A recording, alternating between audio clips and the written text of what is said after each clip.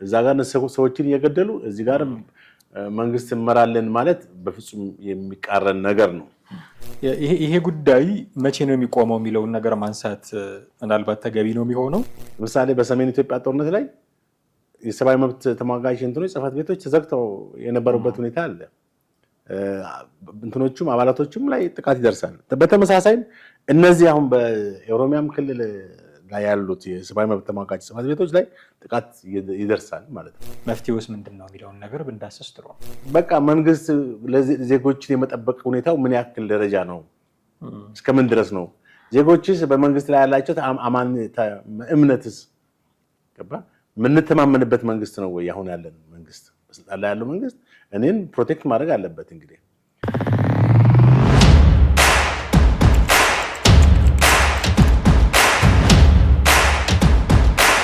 ሰላም ጤና ይስጥልን። እንዴት አላችሁ ውድ ቤተሰቦቻችን? ዘኢትዮጵያ የዩቲዩብ ቻናላችን እየተከታተላችሁ ትገኛላችሁ። ወቅታዊ ፕሮግራማችን ላይ ነን። ጥላሁን አክሊሉና ማህደገፋ ከእናንተ ጋር ቆይታ እናደርጋለን። የዛሬው ቆይታችን የሚያተኩረው ትናንትና የኢትዮጵያ ሰብአዊ መብቶች ኮሚሽን በአርሲ የተፈጸመውን ግድያ አስመልክቶ ያወጣው መግለጫ ላይ ነው። በዚህ መግለጫ ላይ የምናነሳቸውን ጉዳዮች እያነሳን ቆይታ እናደርጋለን። ጥላሁንና እኔ ከእናንተ ጋር እንቆያለን። አብራችሁን ቆዩ። ትሬ እንዴት አለ? ሰላም ነው፣ እግዚአብሔር ሰላም ነው አለን። እንግዲህ በአርሲ አሁን ብቻ አይደለም በተደጋጋሚ ጊዜ የንጹሃን ግድያ ይደረጋል። አንዳንድ የእምነት ተኮርም ጭምር ነው። የለም የሌላ እምነት ተከታዮችም እየሞቱ ነው የሚሉ ሌሎች ደግሞ መግለጫዎች ቢሰጡም በአብዛኛው እምነት ተኮርም ነው። መግለጫ የሚሰጡት ሰዎችን የሃይማኖት ተቋማት ጉባኤ ሄዶ ነው ማጣራት የሚያደርገው። የሀዘን መግለጫ የሚያወጣው ቋሚ ሲኖዶስ ነው ምናምን። ስለዚህ እምነት ተኮር መሆኑ እንደዚሁ በግርድፉ ይገባሃል። እና እዛ አካባቢ ተደጋጋሚ እንዲህ ያሉ የንጹሃን ግድያ በተደጋጋሚ ነው። ወቅት እየጠበቀ እንደው የሆነ ጊዜ አረፋልን ሲሉ የሆነ ጊዜ ደግሞ እየተመላለሰ የሚመጣ ነው።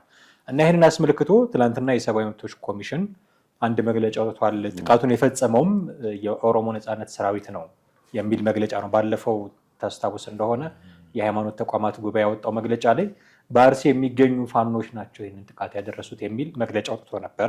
አሁን ደግሞ የኢትዮጵያ ሰብአዊ መብቶች ኮሚሽን ይህን ጥቃት ያደረሰው የኦሮሞ ነጻነት ሰራዊት ነው እያለ ነው። መግለጫውን እንዴት አገኘው? ትክክል። እንግዲህ መግለጫው ያው በወቅታዊ ነው መውጣቱ ተገቢ ነው። ምክንያቱም እንደጠቀስከው በተለያየ ጊዜ በኦሮሚያም በተለያዩ ቦታዎች የሰብአዊ መብት ጥሰቶች ይካሄዳሉ፣ ንጹሃኖች ይገደላሉ። ሃይማኖትና ብሔርን መሰረት አድርገው ብዙ ሰዎች ያው እየተገደሉ ነው። እንግዲህ መንግስት ባለበት ሰዎች መገደላቸው ትክክል አለመሆኑን ነው የምንመለከተው። በተለይ በሰሞኑ በኦልሞስት 31 የሚሆኑ ዜጎች ናቸው መሰለኝ የኦርቶዶክስ እምነት ተከታዮች ላይ ነው ጥቃት የተፈጸመው። ይህም ሃይማኖትን መሰረት ያደረገ ጥቃት ነው። እነዚህ ሰዎች ከምንም ነገር ጋር የማይገናኙ ንጹሃን ሰዎች ናቸው። ስለዚህ በእነዚህ ሰዎች ላይ የተካሄደው ጥቃት በጣም ሊወገዝ የሚገባው ነው። እንደምታውቀው በጣም ሰፊ መወያያ እንትኖች ተፈጥሮ ነበረ። ማለት በሶሻል ሚዲያ ላይ ብዙ መግለጫዎች ሲሰጡበትን እንደነበር ትመለከታለህ።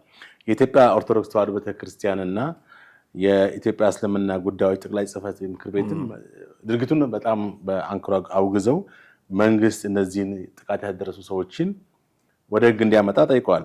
የሰብአዊ መብት ኮሚሽኑ በእነዚህ ሰዎች ላይ የደረሰውን መንግስት አጥፊዎችን ወደ ሕግ እንዲያቀርቡ ነው የጠየቁት። እንግዲህ በትናንትና ዕለት ነው ያወጣው መግለጫው እና የካቲት 19 በሽርካ እና ሮሚ በደረሰ ጥቃት ንጹሃን ተገድለዋል ብለዋል። በሁለተኛ ደረጃ ከግድያው በተጨማሪ በርካታ ሰዎችም ተጠልፈው ተወስደዋል። እንግዲህ ከሞቱት በተጨማሪ ማለት ነው። እንደገና በሺዎች የሚቆጠሩ ነዋሪዎችን ቀያቸውን ያው ፍራቻ ተጨማሪ ጥቃት ደርስብናል ብለው በመስጋት ማለት ነው። በአጠቃላይ እንደውም ኮሚሽኑ ከጥቅምት 2018 ጀምሮ ነው ያወጣው ይሄንን በቀደም የተካሄደውን ግድያና ሌሎችንም ከዛ በፊት የተፈጸሙትን ጥቃቶች እነሱም በሽርካ፣ በጉና፣ በመርቲ እና በሌሎች የአርሲ ዞን ወረዳዎች ነው። እንግዲህ አስበው እነዚህ ሰዎች ቅድም እንዳልኩት ንጹሃን ዜጎች ለምንድን ነው የሚገደሉት? ምንም ከፖለቲካ ጋር ግንኙነት ያላቸው የሌላቸው ከሌላ ነገር ጋር ንክክ የሌላቸው ሰዎች ከፖለቲካ ጋር ግንኙነት ቢኖራቸውም እኮ ሰዎች መገደል የለባቸው በመሰረቱ። እና ይህን ወንጀል የሚፈጽሙ ሰዎችን ለመንግስት እንግዲህ ችላ ብሎ እንትን ማለት የለበትም። እኛ ሀገር አሁን የተለመደው ነገር ምንድነው? የሆነ ቦታ ጥቃት ይፈጸማል። ከዛ በኋላ የሆነ መወያ በሶሻል ሚዲያ በምናምን የተለያዩ ነገሮች ይነገራል። ሰውም አንድ ሰሞን ይልና ከዛ ስለዛ ነገር የምትሰማው ነገር የለም። የአንድ ሰሞን ጩኸት ብቻ ይሆናል እና የዞኑ አመራሮች የወረዳ እና እስከ እንትን ድረስ ያሉት ከፌደራል ድረስ ያሉት ሰዎች ተጠያቂ መሆን የሚገባቸው ሰዎች ካሉ መጠየቅ አለባቸው። የጸጥታ አካላትስ በዚህ ጉዳይ ላይ ምንድን ናቸው ተሳትፎ ማለት እነሱ ባሉበት ነው ይሄ ነገር። አንዳንድ ጊዜ የጸጥታ አካላትም በዚህ ላይ ኢንቮልቭ የሚያደርጉበት ነገር አለ። የሻሸመኔው ታስታውሰዋለህ? የዛሬ 4-5 ዓመት የተከሰተው የጸጥታ አካላት የከተማው ከንቲባ ሁሉ እስከ መታሰር ደርሰዋል አይደል? እና አሁንም ይሄ መቀጠል ነው ያለበት። የመንግስት አመራሮች የዞን የክልል አመራሮች በዚህ ነገር ኢንቮልቭ ካደረጉ ዋይኖት በህግ ተጠያቂ የማይሆንበት ከህግ በላይ ሊሆኑ አይችሉም። እና እነሱ ሳያውቁ ነው ወይ ይሄ ነገር የተፈጸመው? አሁን ኦነግ ወይም የኦሮሞ ሰራዊት ነው የተባለው እንግዲህ የኦሮሞ ነፃ አውጪ ሰራዊት በንጹሃን ላይ ነው የፈጸመው። እንግዲህ ዋና ዓላማው የመንግስትን በኃይል ለመጣል ነው በትጥቅ ትግል ውስጥ ያለው። ግን እየገደለ ያለው ማንን ነው? ንጹሃንን። በጣም ነው የሚያሳዝነው። ስለዚህ ይሄ ግድያ መንግስት እንደው ችላ ሊለው በጭራሽ የማይገባና በዜጎቹ መገደል በጣም ሊከነክን የሚገባ አለበለዚያ ዝም ብሎ መንግስት አለ ብቻ ብሎ ማለት ዋጋ የለውም። ህዝብን ሊጠብቅ የማይችል መንግስት የህዝብን ሰላም፣ ደህንነት፣ ጸጥታ ማስጠበቅ ካልቻለ ምን መንግስት አለ የሚለው ነገር ምንም እኮ መንግስት ስትል ጥሌ መቼም የመንግስት መዋቅር የራሱ ተዋረድ አለውና የመጀመሪያው ረድፍ ላይ የሚገኘው ተጠያቂ አካል የትኛው ነው የሚሆነው? አሁን የክልሉ መንግስት ነው ሊያስታግስ የሚገባው ይሄንን ወይስ የፌዴራሉ መንግስት ነው? ሁለቱም አካላት ኃላፊነት እንዳለባቸው ይሰማኛል። ግን ህገ መንግስታዊ ደግሞ ስርዓቶች አሉ። የክልሉ መንግስት አቃታይን ካላለ በስተቀር የፌዴራል መንግስት ጣልቃ አይገባም አይነት የሚሉ አሰራሮች አሉ። የትኛው ነው ቀድሞ ይሄንን ነገር አድሬስ? እንግዲህ በመጀመሪያ ደረጃ ተጠያቂ ማን ነው ከተባለ የኢትዮጵያ አጠቃላይ ኢትዮጵያ ያላት ህገ መንግስታዊ ስርዓቱ ራሱ ምንድነው? ፌዴራላዊ ህገ መንግስት ነው። አንድ ኮማንድ የሆነ ወይም ዩኒተሪ እንትን አይደለም፣ መንግስት አይደለም። እንደ ለምሳሌ በደርግ ጊዜ ቢሆን ኖሮ አንድ ራሱን የቻለ ማዕከላዊ መንግስት አለ፣ ሌሎች ክልል መንግስታቶች በዛ ውስጥ ቢሎንግ የሚሆኑት። ይሄ ግን የክልል መንግስታቶች አሉ፣ ነፃነት አላቸው፣ ፍትህን የማስከበር ነፃነት አላቸው፣ የዜጎችን ነፃነትና መብት የማስጠበቅ ነፃነት አላቸው። ራሳቸው የሚያዙትም ራሳቸው አዎ፣ ክልሎች እኮ የሚያዙት ኃይል አለ። ስለዚህ አንቀጽ ህገ መንግስቱ አንቀጽ 51 እና 52 መሰለኝ ስለ ክልሎች መብት አስቀምጧል። እስከምን ድረስ እንደሆነ ቅድም እንዳልከው ክልሎች ከአቅማቸው በላይ በሚሆን ጉዳይ ላይ የፌዴራል መንግስቱ ጣልቃ ይገባል። በዋነኝነት ግን አሁን ለተፈጸመው ነገር ተጠያቂዎች የክልል መንግስታቶች ናቸው። እስፔሻሊ በየትኛው ክልል በየትኛው ዞን። አሁን እዚህ ቦታ ላይ ጥቃት የተፈጸመው በአርሲ ዞን ነው። እንግዲህ አሁን ጉዳዩ መቼ ነው የተከሰተው? አንድ 10 ቀን ሞልቶታል። ቢሆን 10 ቀን ቢሆን ነው እንግዲህ የቅርብ ጊዜ ማለት ነው። አሁን ተመልከት እንግዲህ ሊረሳ ነው ማለት እኮ ነው፣ ሊተው ነው ማለት ነው። እንደቀላል ማለት እነዚህ ሰዎች ንጹሃን፣ እነዚህ ደማቸው ደመከልብ ሊሆን ነው። ስለዚህ መንግስት ተከታትሎ እነዚህን ጥቃት ያፈጸሙትን አንደኛ፣ በሁለተኛ ደረጃ ደግሞ ከራሱ ውስጥ ያሉ ተባባሪ ካሉ ማለት ነው የጸጥታ ኃይሎች የወረዳም የዞን የዛ አካባቢ አመራሮችን ኢንቨስቲጌት ሊያደርግ ይገባል። አለበለዚያ ለራሱ መስተዳድር መዋቅር አስተዳደር እኮ አስቸጋሪ ነው። እዛ ጋር ሰዎችን እየገደሉ እዚህ ጋር መንግስት እንመራለን ማለት በፍጹም የሚቃረን ነገር ነው እና ብርሃኑ አዴሎ የኢትዮጵያ ሰብአዊ መብት ኮሚሽን ዋና ተጠሪ ፕሬዝዳንት ተፈናቃዮች ደግሞ አስቸኳይ የሰብአዊ ድጋፍ እንዲያገኙ አሁን የተፈናቀሉ ሰዎች አሉ። እነዚህም ሰዎች እንግዲህ ፈርተው ነው ከአካባቢ የተፈናቀሉት። ስለዚህ እነዚህንም ፕሮቴክት ማድረግ መጠበቅ አንዱ ራሱን የቻለ ነገር ነው። በጣም አስጊ ነው። አሁን አካባቢው በላይ እንግዲህ ሌሎች ዜጎች የአካባቢ ተወላጅ ያልሆኑ ሰዎች አሉ። ከአማራም ከትግራይም ሊሆን ይችላል፣ ከዚህ ከጉራጌም ከተለያየ ቦታዎች የመጡ ከደቡብ የመጡ ሰዎች ነው እዛ ቦታ ላይ ሰፍረዋል። ስለዚህ ሰዎች የተገደሉ ያሉት በማንነታቸው ነው። አንደኛ በሃይማኖታቸው፣ ሁለተኛ በብሔራቸው የተነሳ ነው። ይሄ እንግዲህ የሀገሪቱ ላይ የመጣው አጠቃላይ ስርዓቱ ያመጣው ነው። ግን ስርዓቱ ያመጣው ነው ብለን ደግሞ ዝም ተብሎ ሊታይ የሚችል አይደለም። ምክንያቱም መንግስት ህግ ማስከበር ትልቅ ኃላፊነት ስላለበት ይሄንን የማድረግ ግዴታ አለበት። ኢትዮጵያ ማለት አሁን ባላት በዓለም አቀፍ ደረጃ በሰብአዊ መብት አያያዝ በጣም እያሽቆለቆለ የመጣበት ሁኔታ ነው የምትመለከተው። በየጊዜው ሰዎች መገደላቸው በዓለም አቀፍ ያለን እንትን እየቀነሰ መጥቷል። ካለፉት 5 ዓመታት በሰብአዊ መብት ከሚጣስባቸው የአፍሪካ ሀገራቶች ውስጥ በቀዳሚነት የሚጠቀስ ሆኗል እና እንደውም 41 ሀገራት በኢትዮጵያ የሰብአዊ መብት ተሟጋቾች በጋዜጠኞች የሚፈጸሙ ማስፈራሪያዎችና ዛቻዎች፣ ዘፈቀደ እስሮች ጨምሮ የፖለቲካ ምህዳሩ አገሪቷ እየጠበበ እንደሆነ፣ ሰዎች እየታሰሩ ነው። በተለይ የሰብአዊ መብት ተሟጋቾች አሁን የሰብአዊ መብት ተሟጋች እንግዲህ መግለጫ ወጣ።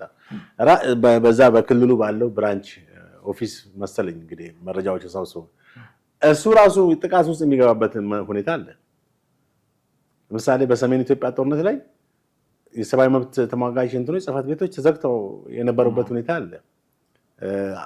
እንትኖቹም አባላቶቹም ላይ ጥቃት ይደርሳል። በተመሳሳይ እነዚህ አሁን በኦሮሚያም ክልል ላይ ያሉት የሰብአዊ መብት ተሟጋች ጽሕፈት ቤቶች ላይ ጥቃት ይደርሳል ማለት ነው እና አሁን ባለው ሁኔታ እንግዲህ በኦሮሚያ፣ አማራና ትግራይ ክልል ተጨባጭ እርምጃዎች እንዲወሰድ የኢትዮጵያ ሰብአዊ መብት ኮሚሽን ፕሬዚዳንት አቶ ብርሃኑ አዴሎ ጠይቀዋል ማለት ነው። እንግዲህ አጠቃላይ ያለው የሰብአዊ በንጹሃን ላይ የደረሰው ጥቃትና ከዛ ጋር በተያያዘ በኢትዮጵያ ያለው የሰብአዊ መብት አያያዝ ይህን ይመስላል። ግን ምንድነው አሁን የሚያመላክተን ነገር? አሁን ያነሳቸው ነገሮች አሉ። የሰብአዊ መብት አያያዝ የደረሰበትን ደረጃ የሚያሳይ ሊሆን ይችላል። የግድያ መበራከት እንደዚህ። ኦኬ፣ የሰብአዊ መብት አያያዝ የደረሰበትን ደረጃ ከማሳየት ባለፈ አሁን ኢትዮጵያ ውስጥ ያሉ ግጭቶች መልካቸውን አይነግረንም ወይ? እንዲህ አይነት የንጹሃን እንግዲህ አሁን በጣም እየተበራከተ ነው። ይሄኛውን ለማሳየነት የቅርብ ጊዜ ጉዳይ ስለሆነ የአርሲውን አነሳን እንጂ በተለያየ የኢትዮጵያ ክፍል ያሉ ታጣቂዎች ጉዳያቸው ከመንግስት ጋር ሆኖ እያለ ንጹሃንን መግደል ግን እንደ ፋሽን የሚያዩ አካላት ሆነዋል እና መልኩን አያሳየንም ኢትዮጵያ ውስጥ ያለው የትጥቅ ትግል መልክ? ትክክል። አሁን መነሻው እንግዲህ የትጥቅ ትግሉ ነው ማለት ግጭቶች ሲኖሩ ሁልጊዜ በግጭት ውስጥ ንጹሃን ሰዎች መጎዳታቸው፣ ሰዎች መፈናቀላቸው፣ የጦርነት ውስጥ ካለ ሰላማዊ አየር መተንፈስ አትችልም፣ ሴቶች መደፈራቸው፣ ሌሎች ኢሰብአዊ ጥቃቶች መፈጸማቸው የማይቀር ነው። አሁን ባለው ሁኔታ እንግዲህ እየታየ ያለውም ይሄ ነው። ግጭቶች ባሉበት ታጣቂ ባለበት ቦታ ላይ የሚኖሩ ሰላማዊ ሰዎች ናቸው የተጎዱ ያሉት። ከመንግስት ሰራዊት ጋር ቢዋጋ አንድ ነገር ነው ትላለህ። ያው ትጥቅ ትግል ላይ ያለ ኃይል ዞሮ ዞሮ ከመንግስት ጦር ጋር የተዋጋ ነው ብለን ኖርማሊ የተለመደ ነው። በዚህ ወገን ወታደር ሲሞት በዛም ወገን ወታደር ሊሞት ይችላል። ይሄ ግን ከጦርነት ጋር ምንም ኮሚኒኬሽን ሪሌሽንሺፕ የሌላቸው ሰዎች ሲገደሉ ነው የሚያሳዝን እና ይሄ ምንድን ነው የሚያሳየው ከተባለ በቃ መንግስት ዜጎችን የመጠበቅ ሁኔታው ምን ያክል ደረጃ ነው? እስከምን ድረስ ነው?